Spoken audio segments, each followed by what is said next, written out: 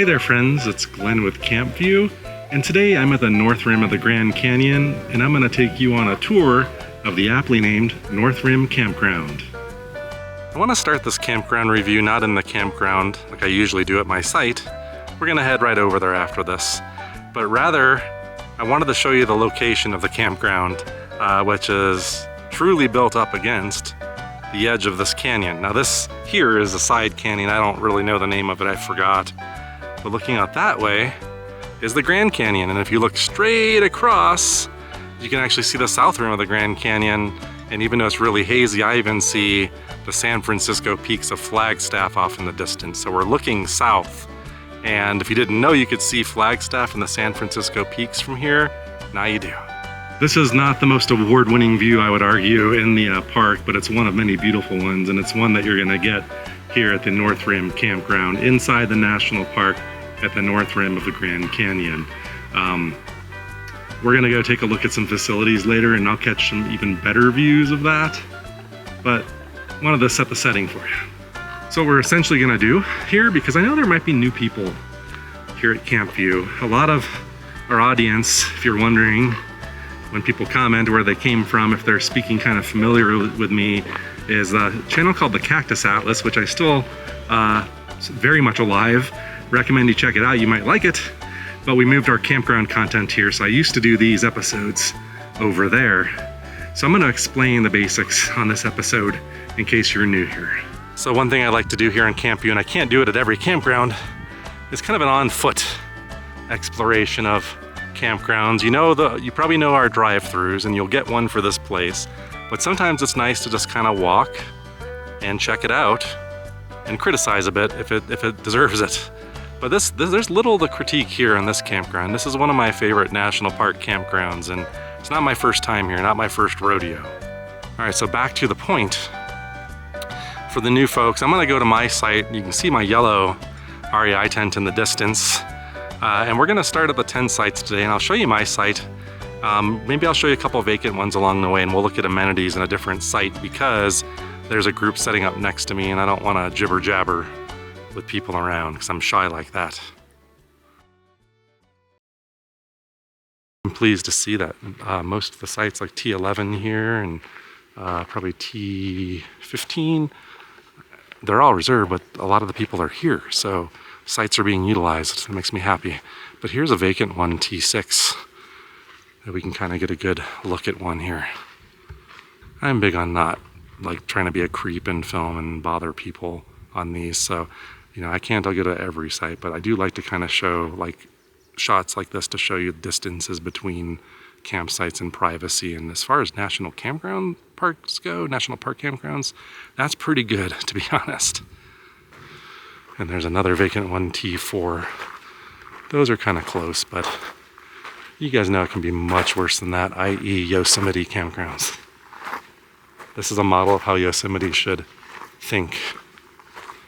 A lot of sites are, like I said, already set up in, because I'm here kind of late, T10. I usually try to do these videos in the middle of the day, like at 10 a.m. when everybody's left and the new ones haven't arrived yet. Not late in the day like today. It's my only shot. And then here's my site, T9, and I'll kind of show you my setup in the same stuff everybody else gets. Mine even comes with wildflowers in my site, and you can actually get a good look at the regular part of the campground over there. I see some pretty unlevel sites right off the bat, but we'll go scrutinize a little bit.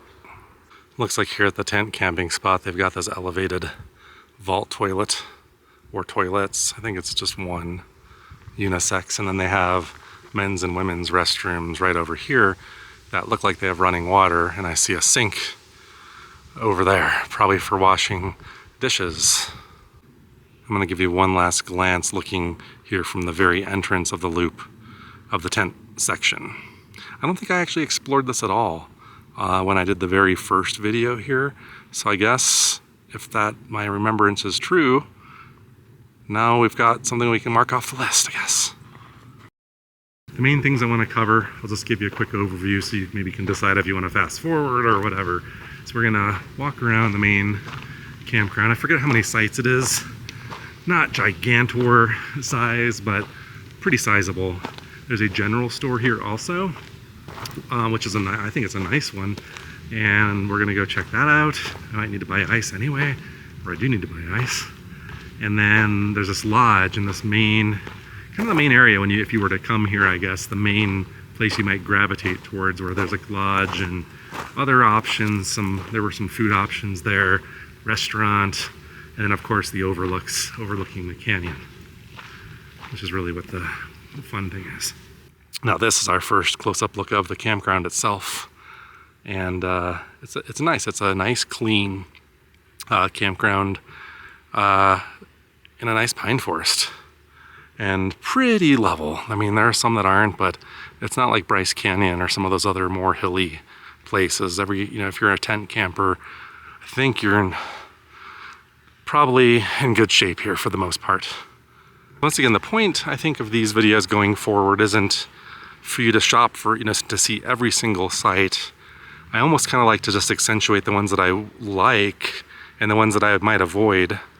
And here's one I was gonna say maybe you wanna avoid if you're in a tent, because it is a little bit more sloped, but then right there's like a leveled off spot. That's what I'm talking about. So it's actually not bad. And you can see my tent, the yellow tent, is right back there. Check that out. See, this is what I was kind of asking, Bryce Canyon, why can't you do simple things like that? We'll use Site 62 here as a example. It's vacant. It's got these pull-through driveways. Kind of remember those, and same amenities and not perfect levelness, as I mentioned, but level enough. I wouldn't even think about it. And out of this ground, there's some pretty nice level spots, and I remember you can put your tent in little alcoves of pines, which actually, on rainy days like today, where 50% chance of storms into the evening, we've already gotten a little bit of rain. If you want to stay dry, being underneath the pines sometimes helps tremendously. And we'll just kind of scan through. You can kind of see what it's like. I do recall there were some sites on this other side that maybe we'll go seek out that were on this hill. And those, I'm going by 2-3-year-old memory now, but those might be worth pointing out as potentials to at least be aware of if you're in a tent. This is, I think, 57, and it's a handicap site. And this one is fully paved. Not just your driveway, but your picnic table area, your little walkway, everything to the restroom. This is actually a great vantage point, really, just to kind of study the relative spacing of sites here. Now this isn't a dense forest, so there are lots of sight lines, and I think privacy is a basic human desire for most people. But the worst case scenarios are things like this. But if you've camped at other national park campgrounds, that ain't bad. Like, that is tolerable, unless you just get the really horrible group next to you. But I can't see any sites, that I would say are like exquisitely private. You just have a very well spaced, I would say well designed, very well designed campground. I think they even put thought into like the traffic flow. I'm assuming it's like for fire evacuations and stuff, because everybody's car, it's all these one-way loops and you're all facing kind of the same way. So if you had to evacuate quickly, I think there are even signs about that. It's just a really well organized and well thought out thing. And that's where I'm like, when I go to other campgrounds and I see things that I deem as lazy or just not really well thought out, and I think it's probably a truth. Some things are better than others, but now that I'm here in this campground again, I like it. I don't dislike it. I like it just as much as the first time, and I recall I was very pleased here. All right, I caught a moment here in the men's restroom. Nobody's in here. Didn't see anybody creeping up on me, so let's get this part done. Toilets, no urinals in this one, all sit downs, which is fine with me. There's 3 of them. I can't show the last one because someone didn't flush. That's my only complaint are other campers. And let's face it, it's probably an adult. But anyway, and you have sinks And this is the one thing people like me to point out. A couple people always say, hey, did you see that? Because people like to charge stuff or maybe electric shaver, whatever. But the cleanliness in here is very clean for a campground. I would say on the A scale. And they have trash here too. Look, they have one in my area. So plenty of trash. You don't have to pack it out or anything like that.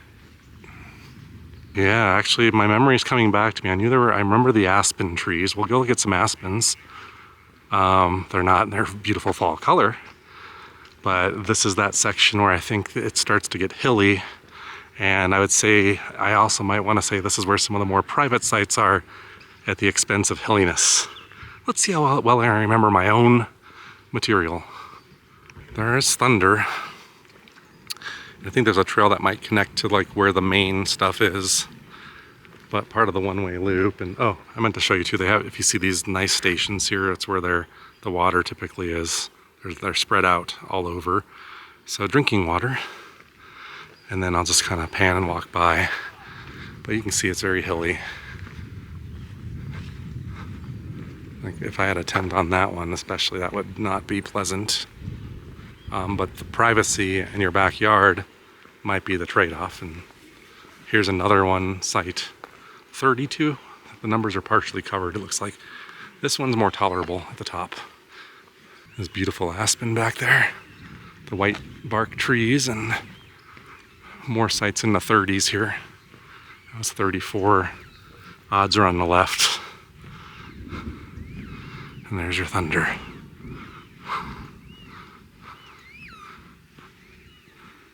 I'm just pointing out that, you know, there's plenty of restrooms. There's not just one, at least 2, 3, probably something like that. And there's another facility I'm going to show you where there's even more restrooms. When you first arrive, it's kind of a different setup. You drive in, you check into the national park, maybe 12 miles up the road until you get to this area. And there's no gate or anything. You just have to keep an eye out. You park, and there's these folks here, and that you just register with them and tell them who you are, and they'll confirm your reservation, and you're good to go. And the way I described this whole thing before, not just the campground, but the whole North Rim, is chill. I think that was probably something. It's just such a different vibe than the South Rim. I'm a North Rim guy by leagues. North Rim any day of the year. Way less people. And it's just, everything is just chill. Everybody is quiet and peaceful here. I don't know what it is. Could be coincidental timing and I'm just here on the right days. But that's really the thing. And I think when we go see the main area here in a little bit, you'll see the chill factor I'm talking about, hopefully. So here's another thing I wanted to show is they have showers and a laundromat. I'm not gonna go inside the showers. That no way I'm doing that, but we'll peek in the laundromat. It smells like fabric softener.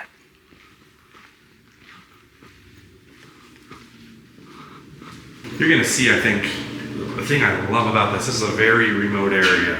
So you need things like this if you're gonna be up here for a few days. But another thing, a lot of other national parks that probably make a lot more money wouldn't have.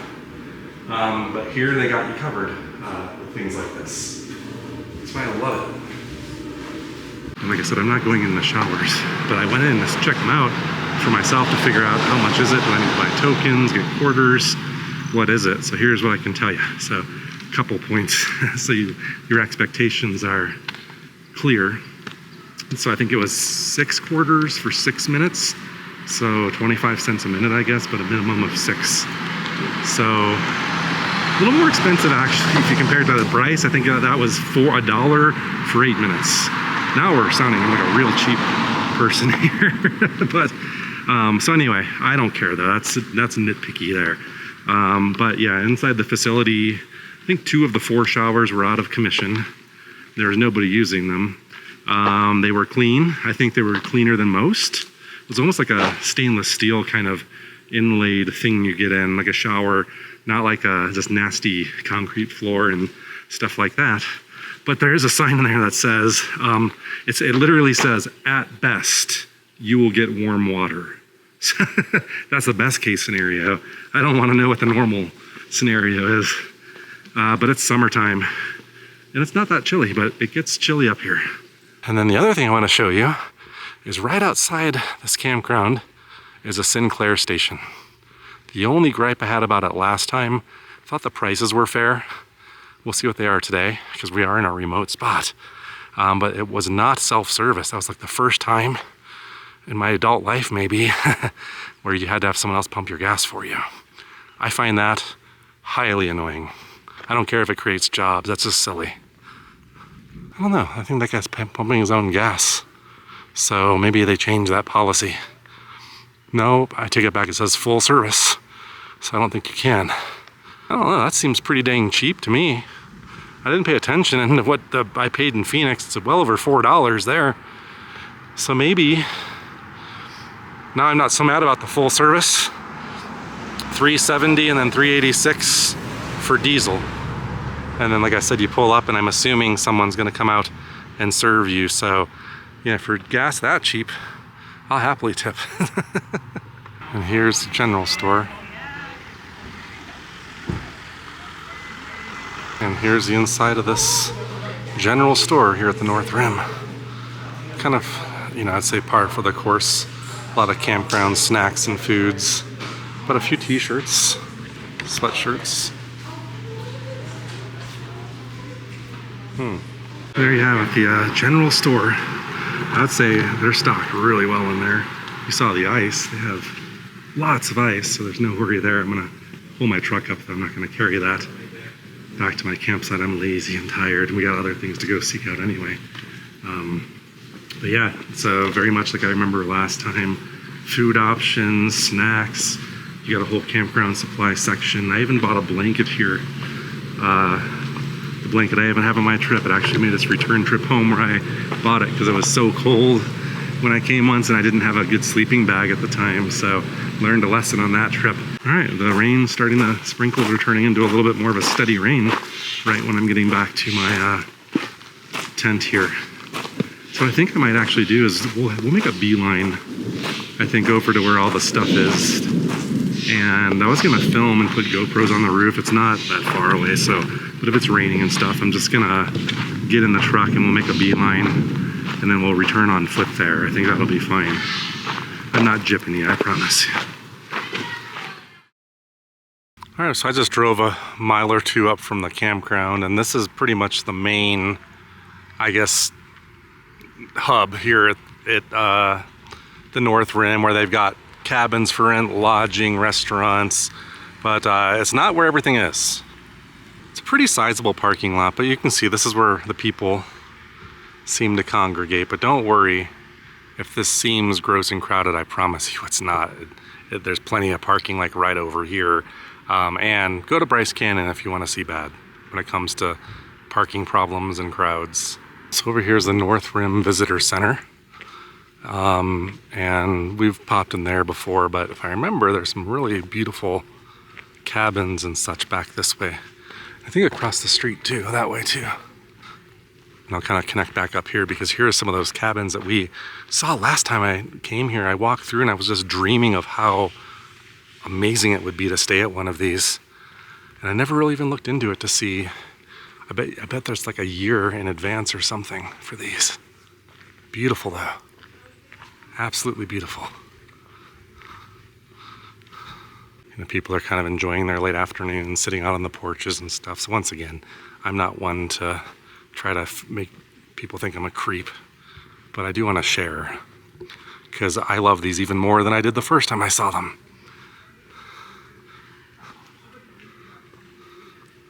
So I'm not really sure of the inside of these things, what they're like. I guess you could be nosy and try to peek if someone's door is open or something, but I don't want to do that either. So I really don't know if the insides are nice. I would imagine they are. It's kind of, you know, some windows are open, but it's hard to see through the screens and stuff. But anyway, just wanted to share that there's more than just camping here if you're not a camper. And now you might be able to see it. Seems like there's an abyss ahead, and you would be correct. We're approaching the rim of the Grand Canyon from the north side. And there's a gift shop here too, so I have to pop in there. There's a lot of things I need to do here. There's like quick service food options. I might want to take advantage of that. Let's save the views for the grand finale here, and let's get the rest of this part of the tour done. And here's the Grand Canyon Lodge. There's a nice restaurant, or there was before. Inside there, it's a beautiful property. So we're gonna go in all of these, but I want to peek in the saloon and see if there's any fun happening. I hear the sound of what sounds like a saloon.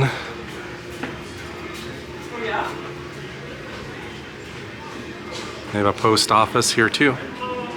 You can kind of see through the window. It's pretty empty in there, but we'll go take a peek. Thank you.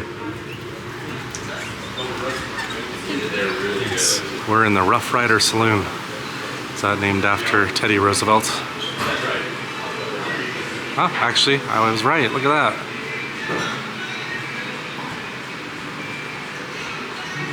You can see it's just a very small casual bar, but they got liquor.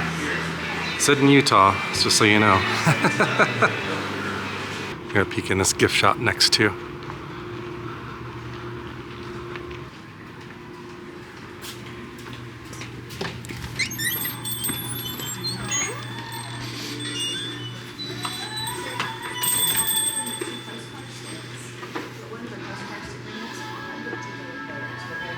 They actually have a lot of t-shirts that I like here for once. A lot of like thin hoodies too. But that's not cheap though. Tons and tons of merch though, which is cool. I like to see that, but I would say more hoodies and sweatshirts than the average, and I love these things, but I was gonna say 60. I don't know what your guess was, but $54.99, that's not bad. It's kind of wide though. I mean, there's tons of stuff. Like the hats are really cool. I usually don't dig the hats, but here, really cool merch. I like that a lot. I like the different colors, the yellow, the blue. Let's see. That one's 60. Very soft though. I like that. I'd say this is my favorite shirt. It's kind of that retro look. 1919, the date I think this became a national park. 100-year anniversary was a few years ago. Oh, there's a deli too across the street. Telling you, you got it all here. So I guess your quick service kind of deli, that might be what I'm in the mood for. It's nice.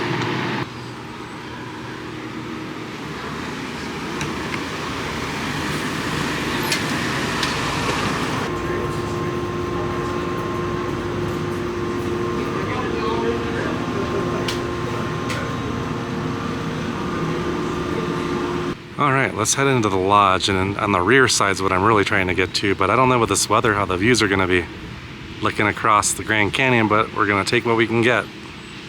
I recall this lodge is beautiful, and that restaurant looked really nice.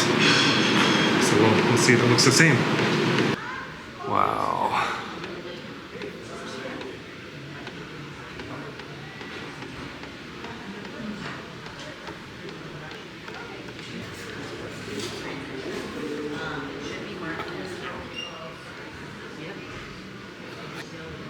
So that'll all be on the back. We have all of our hours of operation.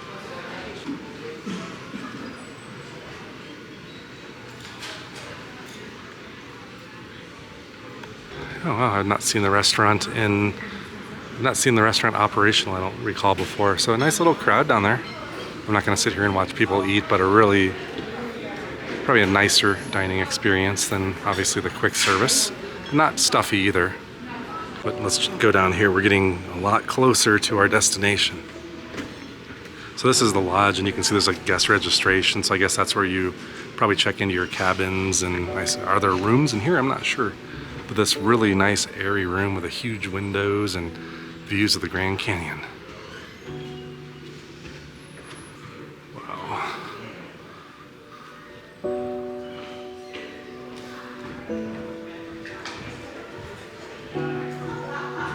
You tell me this is not how you relax. Wow, oh my God.